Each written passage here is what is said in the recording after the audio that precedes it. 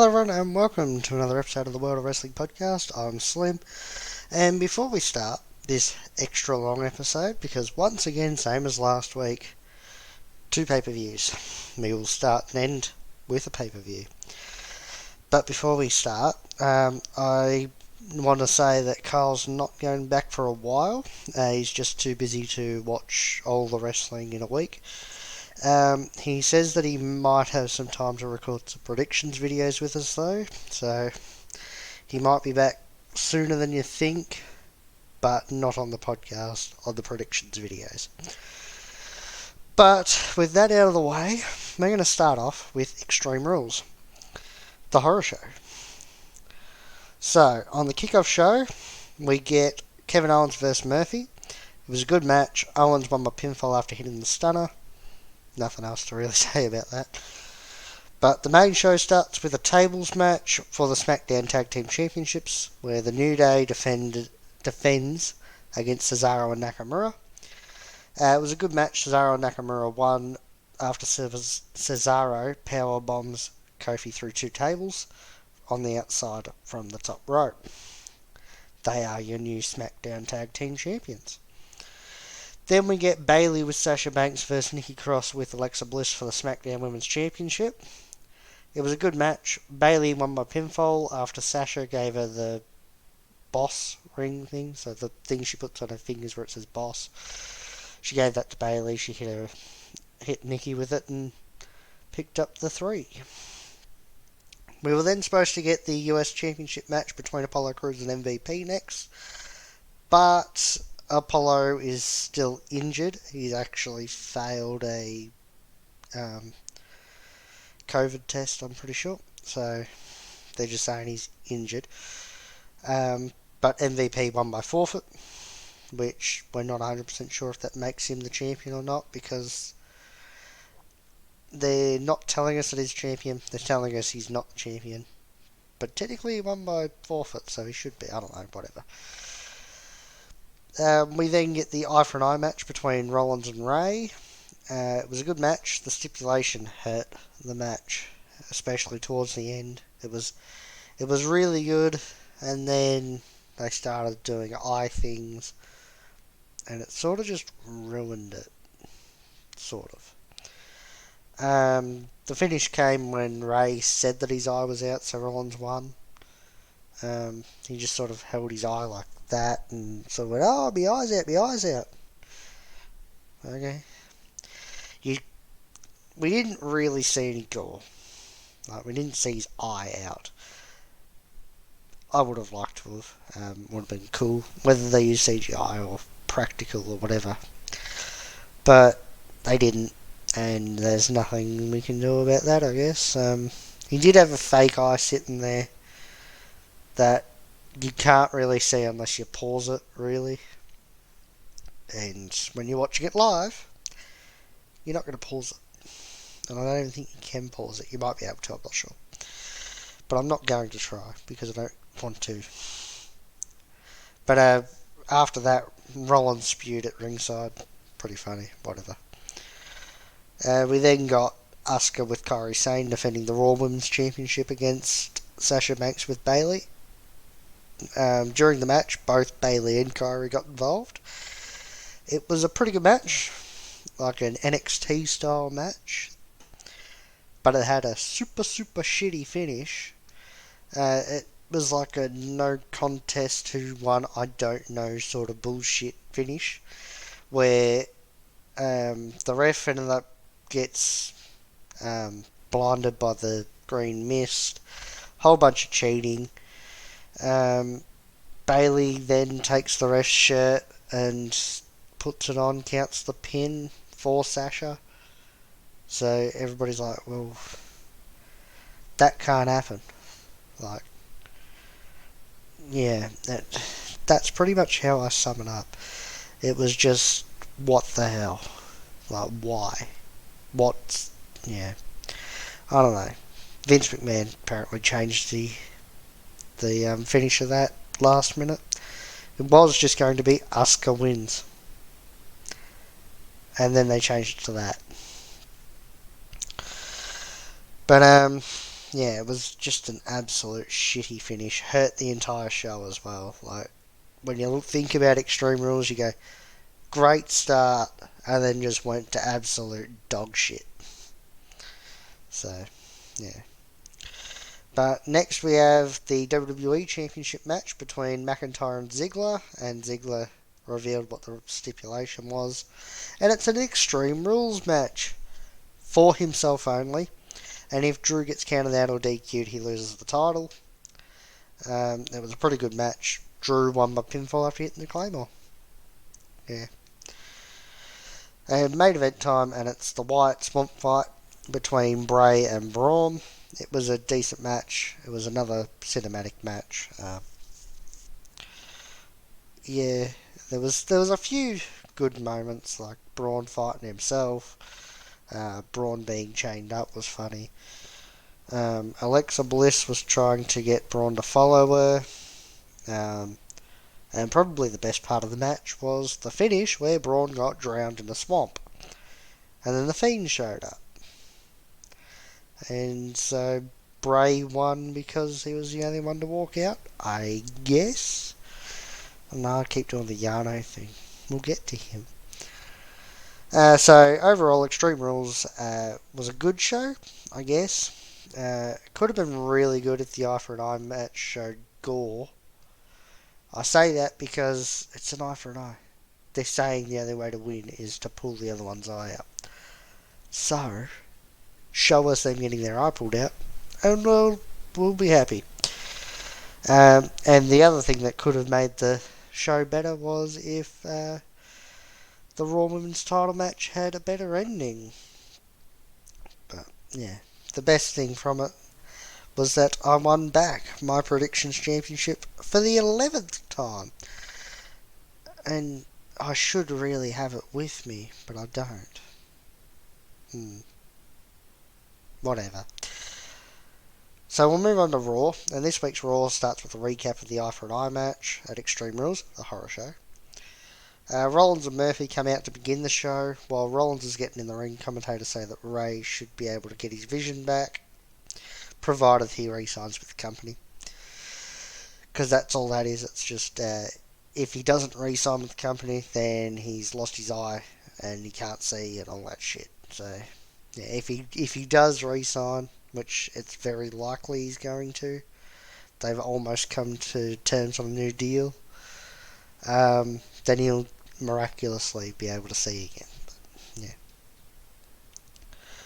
yeah. Rollins says that the image of Ray holding his eye will stay with him forever, and it made him sick to his stomach. Literally, we saw him spew.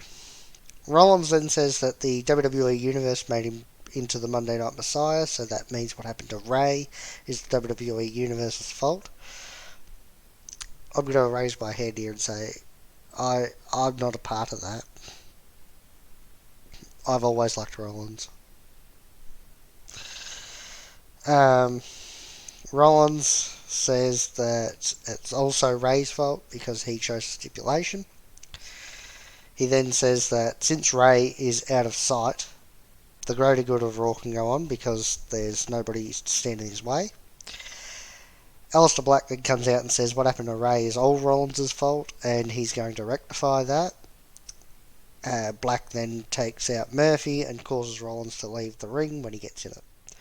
We then get Aleister Black vs Seth Rollins with Murphy. Murphy gets involved during the match, but Black takes him out. It was a pretty good match. Rollins wins by pinfall after hitting the stomp for the 3.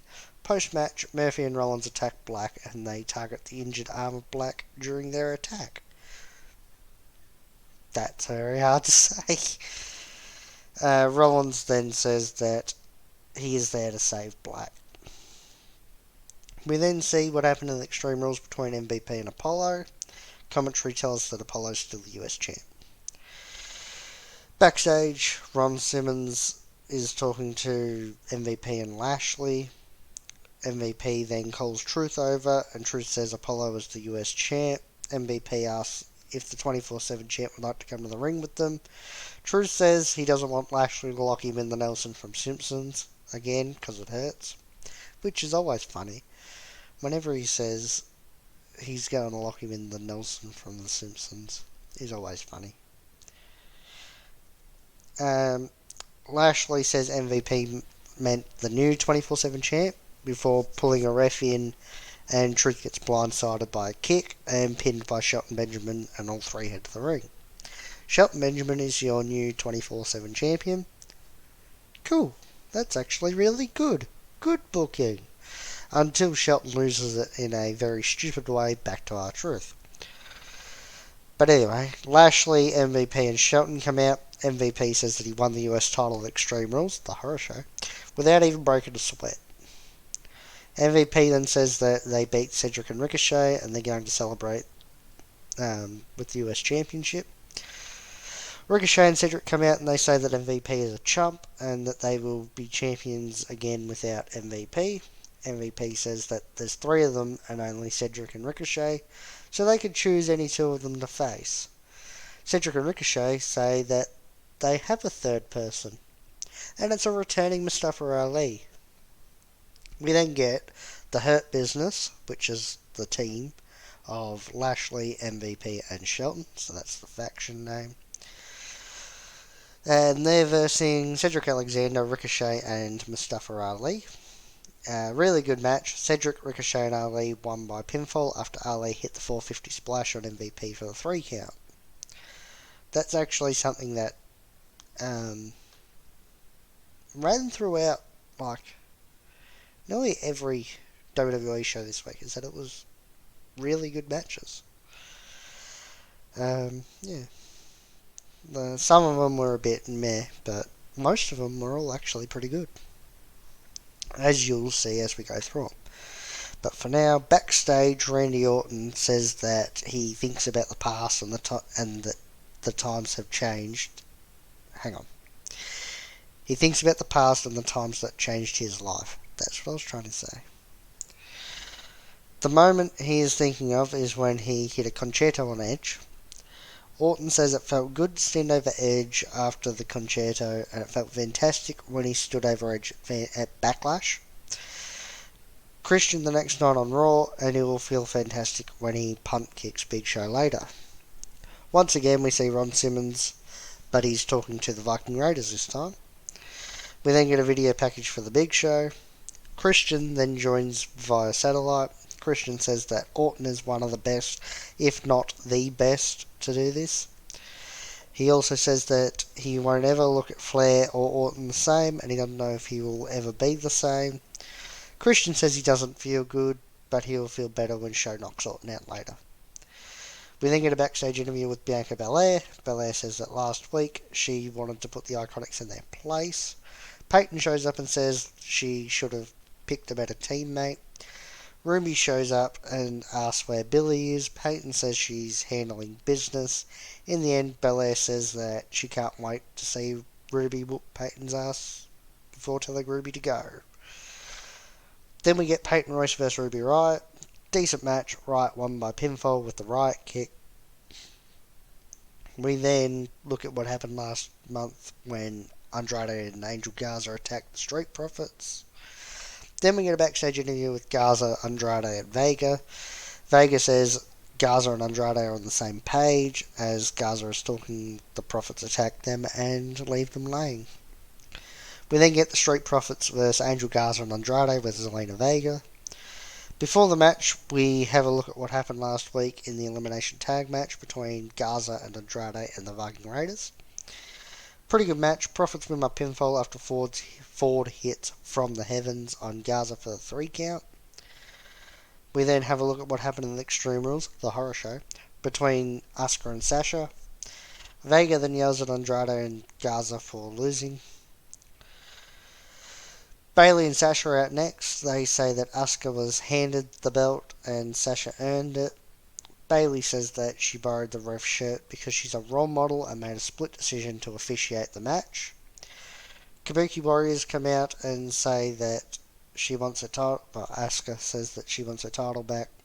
As the Kabuki Warriors come down, Steph shows up on the Titantron and says that Sasha isn't the champ, neither is Asuka, but next week we're going to have a match to determine the rightful Raw Women's Champion. And if Bayley gets involved, Sasha will lose. Then we get Bayley with Sasha versus Kairi Sane with Asuka. During the match, Baszler is interviewed and says that she's beaten everyone and deserves a spotlight, so she has a vested interest in this match. Really good match. Kairi wins by pinfall with a crucifix into a schoolgirl pin.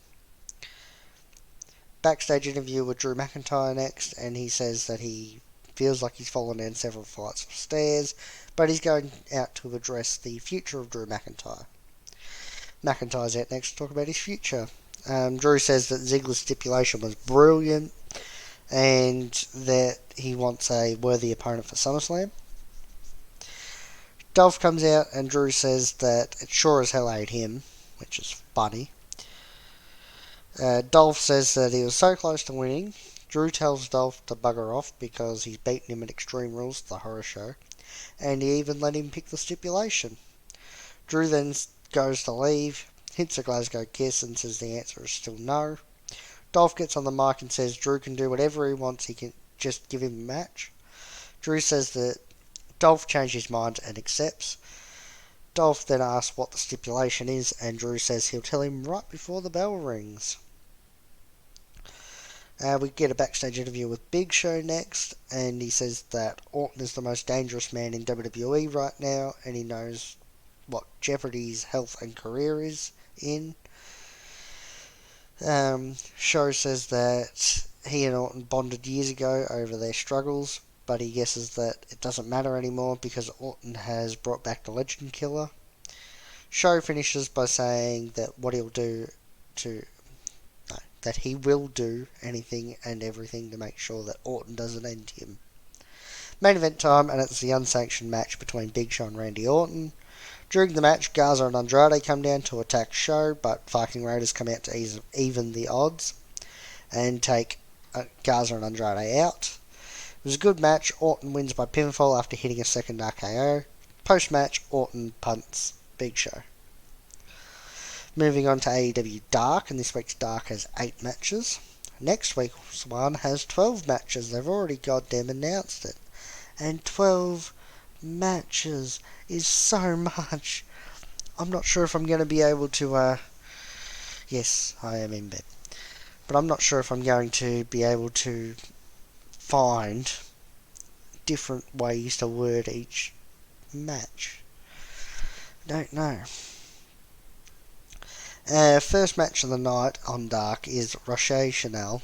I think that's how you say it. I'm not sure still. Versus Hikaru Shida. It was a good match. Shida won by pinfall after hitting the Falcon Arrow. We then have Corey Hollis versus Kip Sabian with Penelope Ford. Good match. Sabian won by pinfall after hitting the Deathly Hallows. Backstage interview with the Nightmare Sisters next, and Brandy says that they are hoping to catch people's attention in the women's tag division.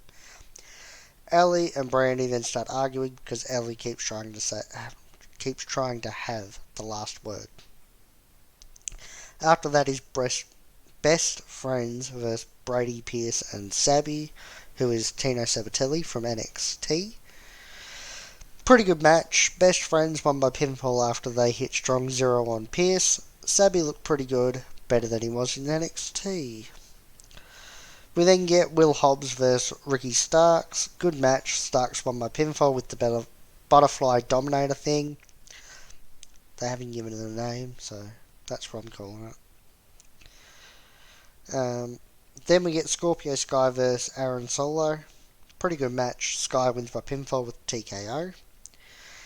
Next is Diamante versus Kylan King. Good match. Diamante won by pinfall with the code red. We then have Robert Anthony versus Darby Allin. Good match. Darby wins by pinfall with the coffin drop. Post-match, Brian Cage and Ricky Starks attacks Darby Allin before Starks gets in the ring. He takes Robert Anthony out. Main event time, and it's Brandon Cutler and Peter Avalon with Leva Bates versus the Butcher and the Blade. During the match, Leva gets involved and it looks like she gets hurt when Avalon hits a tope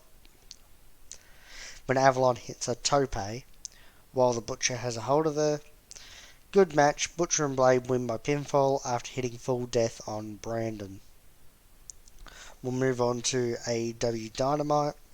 This week's Dynamite has Shivani back on commentary after he wasn't there last week because his results came back late.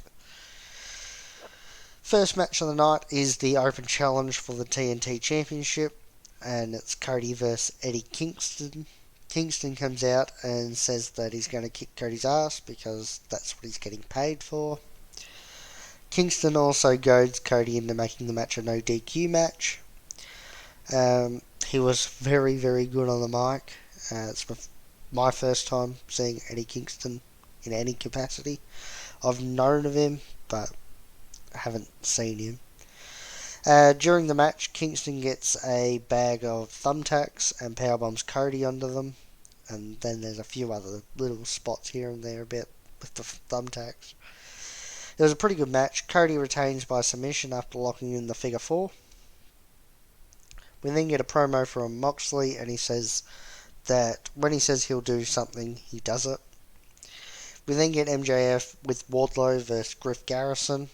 Who's Griff Garrison? Don't know.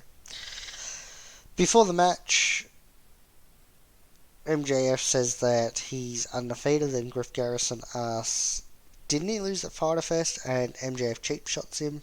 I stopped then because I've accidentally wrote before the match. But yeah, anyway.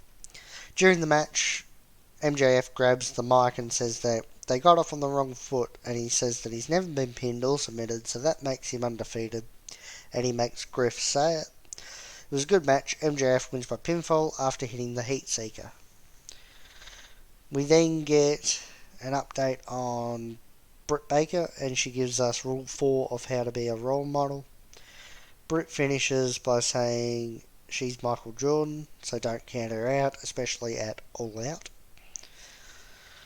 Brian Cage and Taz are out next, and we see what happened when Darby returned and what happened on Dark. Taz says that he threw in the towel because he was protecting Cage. Taz then says that Cage never tapped out and will never be put in that submission again. Darby comes out and gets blindsided by Ricky Starks. They attack Darby until Moxley comes out with a barbed wire baseball bat to run them off. We then get a video package for the women's tag tournament. Backstage interview with the Inner Circle. Jericho's still pissed that his $7,000 jacket is orange, not white. Jericho then says that he and Hager will make Luchasaurus extinct. We then get the Falls Count Anywhere match between the Butcher and the Blade and the Young Bucks. The match starts in the kitchen. During the match, Nick gets thrown into a door that had himself on it, which was pretty funny. It was a pretty good match. The Bucks win by pinfall on the stage after Matt does an elbow drop on Butcher through a table and Nick hits a swanton bomb on Blade through a table to pick up dual 3 counts, although Nick's was the only one that was counted. We then get a backstage interview with Lance Archer and Jake Roberts. Archer takes Marvez to the locker room and destroys a bunch of people, while Jake says that they're sick and tired that they aren't being used. Then we get Diamante versus Ivelisse. Ivelisse attached before the bell. During the match, we get a promo from Swole, who says that she's going to punish Britt. Good match. Diamante won by pinfall after hitting a surprise small package for the 3 count. Next up is 5, which is Alan Angels, versus Hangman Adam Page. During the match, the rest of the Dark Order, except Brody Lee and Colt Cabana, come out. Pretty good match. Hangman wins by pinfall after hitting a huge powerbomb with a pin combination.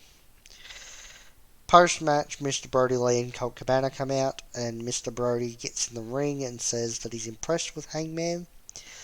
Brody Lee then tries to recruit him. Hangman says that he's not sure if he's ready to join a cult at the moment. Mr. Brody then says that he made his bed, and then he leaves and takes Colt with him. The rest of the Dark Order then get in the ring. Hangman strikes first, but the Dark Order overwhelm him before FTR come out and bust Daneski over 3 and 4 and run off Uno and Grayson. Omega comes out after that, and FTR hands Hangman a beer. Main event time, and it's the Jurassic Express, being Luchasaurus and Jungle Boy, with Marco Stunt, versus the Inner Circle, which is Jericho and Hager, with Santana, Ortiz, and Floyd. Pretty good match. Inner Circle won by pinfall after Serpentico hit Luchasaurus with Floyd behind the referee's back, allowing Jericho to hit the code breaker for the 3 count. Post-match, Inner Circle and Serpentico attack the Jurassic Express, and it's revealed that it's not the real Serpentico, but it's actually Sammy Guevara dressed up as Serpentico. Inner Circle then continue to attack Jurassic Express until Orange Cassidy and the Best Friends come out to run off Inner Circle. We'll move on to NXT now, and it starts with Regal saying that Keith Lee has an announcement. Lee says that he's relinquishing the North American Championship. Regal then says that he respects Lee's decision, and so starting on this episode there will be a series of triple threat matches to determine who goes on to take over 30 on August 23rd, which is the night before SummerSlam. The show then kicks off with Dexter Lumis vs Killian Dane in a really good match. Lumis won by submission with the Katagantami.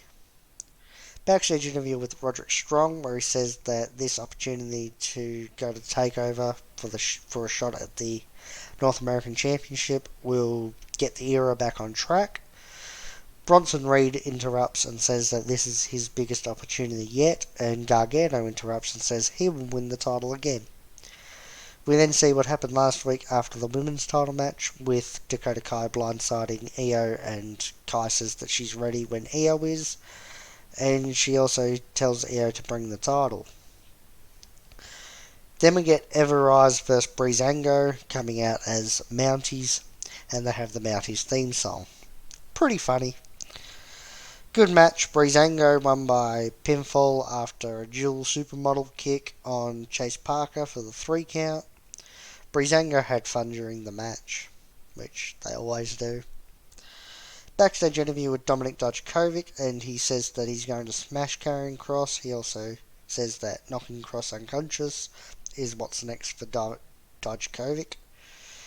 Next is Aaliyah with Robert Stone versus Shotzi Blackheart. Stone has a walking boot from being run over by Shotzi's tank. During Shotzi's entrance, she knocks Stone off the steps when she runs the tank into them. Decent match. Shotzi won by pinfall after hitting the top rope senton for the 3.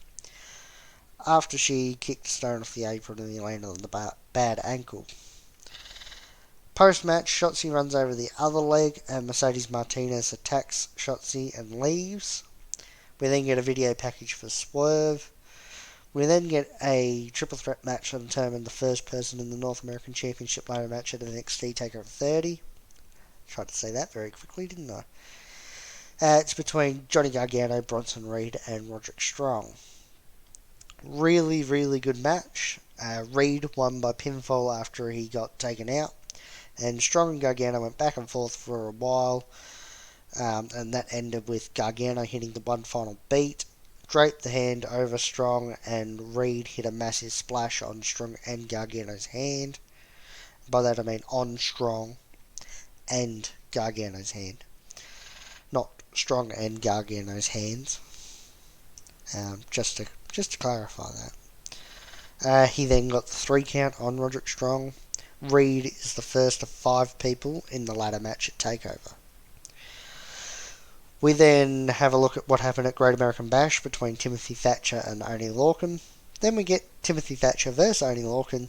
Good match. Thatcher won by pinfall after reversing a Kimura into a pin. Robert Stone's backstage with Aaliyah and is about to be interviewed, but tells the interviewer to go away. And Mercedes Martinez walks up and she says she needs someone to deal with all the bullshit like contracts and getting matches so she can focus on hurting people. Stone accepts, and Mercedes is now a part of the Robert Stone brand. Main event time, and it's Dominic Dijakovic versus Karrion Kross with Scarlett. During the match, Keith Lee comes out when Kross relentlessly attacks Dijakovic. Kross wins by submission with the Kross jacket. Post-match, Lee and Kross stare each other down while refs check on Dijakovic. We'll move on to NXT UK now, and this week's NXT UK is another best of, and it features Mark Andrews vs Fabian Eichner, Piper Niven vs Ginny, and Dave Mastiff vs Eddie Dennis. So we'll move on to SmackDown now.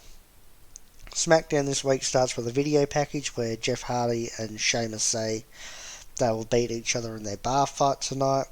JBL says he'll give his predictions later. We also see Jeeves polishing glasses at the bar. Sasha and Bayley come out to begin the show. While they're coming out, we see what happened to close Raw, the Raw and SmackDown Women's Championship matches at Extreme Rules, the horror show. Sasha and Bayley say that they are the new definition of greatness. They say that the women's evolution has officially ended and they are bringing a new era. Alexa Bliss and Nikki Cross then come out, and Nikki says that Sasha cost her the title and stole Asuka's belt. Nikki then says that she wants a shot at Bayley now. Bayley says she can have the match if she can beat Alexa. Then she says the winner of Bliss and Cross will face her next week. We then get Alexa Bliss vs Nikki Cross to see who challenges for the SmackDown Women's Championship next week. Bayley and Sasha are on commentary. Nikki also has cracked ribs from the match against Bayley at Extreme Rules, the horror show. During the match, Bliss and Cross take out Bayley and Sasha. It was a pretty good match. Cross won by pinfall with a roll-up on Bliss, when Bliss stopped because the ref was checking on Nikki. Backstage, Bliss tells Nikki she got one over her. Bliss then says that Nikki earned this opportunity and she's happy for her. But now she needs to focus on becoming the next SmackDown Women's Champion. Just thinking about it now, I actually think Alexa might cost Nikki next week. And they could maybe have a match at SummerSlam. Could be cool. We then have a look at what happened during the Swamp Fight before getting a new Firefly Funhouse.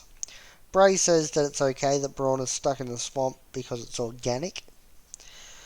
Bray then starts talking to the Lantern, and by that I mean the one with Bray's head, and says that he can't let him out again because it's his turn now, and he has been unleashed and he says that he has been released to end the Funhouse episode. By he means the Fiend. So when he says it's his turn now and he has been unleashed, he's talking about the Fiend. We then get a look at what happened last week during the Intercontinental Championship match and the post-match attack. The post-match attack by Corbin. That's what I was trying to say. Then we get Matt Riddle vs Tony Nese, who got a jobber's entrance. It was a squash match. Riddle won by pinfall after hitting the Bro Derek for the 3 count. Post-match, Riddle calls out Corbin, and Corbin says Riddle doesn't belong on SmackDown. Then Corbin puts a ransom on Riddle's head, and it's open to everyone. Nese then tries to claim it, but Riddle takes him out. Miz and Morrison are backstage looking at shit, so they're up to date on Naomi and why she's trending and all that shit. Morrison says that he wants to create a hashtag, runs a few past the Miz, who says they have a show to do. JBL then says that Jeff Hardy will win the bar fight. We then get Miz TV with Naomi as their guest. Miz and Morrison say that Naomi keeps trending for losing. Miz and Morrison also start giving a sick rating. Right, they did that before they had brought Naomi out. I can't remember what exactly it was, but it wasn't important. But it's a Seth Rollins one, so it's like I give it 4 Seth Rollins spewing stars. But Naomi gives Lacey Evans 5 Seth Rollins spewing stars. And by Naomi I mean they asked her, she sort of didn't really answer, and then they just said, oh, it's 5. So, yeah. Miz and Morrison then bring out Lacey, and she says that Naomi has been in WWE for a decade and has nothing to show for it. Naomi then attacks Lacey, smearing the lipstick that she was putting on everywhere. It was on her mirror, on her teeth, everywhere. We then see what happened between New Day and Cesaro and Nakamura at Extreme Rules, the horror show. Kofi then comes out of the trainer's room and says that he'll be out for at least 6 weeks. And since he and Woods are out, it's Big E's time to break out as a singles competitor. Big E keeps trying to say no, but Kofi convinces him. AJ Styles is out next to join commentary because the next match is Drew Gulak vs Grand Metalik vs Shorty G vs Lince Dorado in a fatal 4-way match to determine the number 1 contender for the Intercontinental Championship. And that match will take place next week. It was a really good match. Metalik won by pinfall after he hit the rope walk elbow drop on Shorty G for the 3. Just before that, Shorty hit a German suplex on Dorado from the top rope. But Dorado sort of flipped out of it, landed on his feet sort of, and still just did a roll to the outside through the middle rope. And that took him out. Yeah. After the match, Styles goes to shake Metalik's hand, but slaps him. And Metalik slaps him back and hits a Tornado DDT and then holds the title. We then see a video package showcasing the love between Mandy and Otis. Then a backstage interview with Cesaro and Nakamura, who say that at Extreme Rules, Kofi went splat. Big E would have made a bigger splat. They then also say that it's their time, and they will make all teams on SmackDown go splat. I think Nakamura likes the word splat.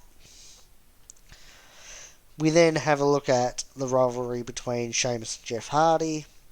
And now it's time for the main event, and it's a bar fight between Sheamus and Jeff Hardy. It's another cinematic match like the Swamp Fight and all that shit. Jeff won by pinfall. For some reason, that was the only way to win the fight, was to win by pinfall. He won after hitting a Swanton Bomb from the top of a ladder. Just before the end, Sheamus put a hat over Jeff's face. When he removed it, Jeff's face was all painted. So, yeah. We'll move on to 205 Live now. And this week's 205 Live starts with Drake Maverick versus Leon Ruff. Gulak and Vic Joseph are on commentary again this week. I think that's going to be how it goes from now on. But I don't know. Good match. Maverick won by pinfall after hitting a big top rope elbow drop.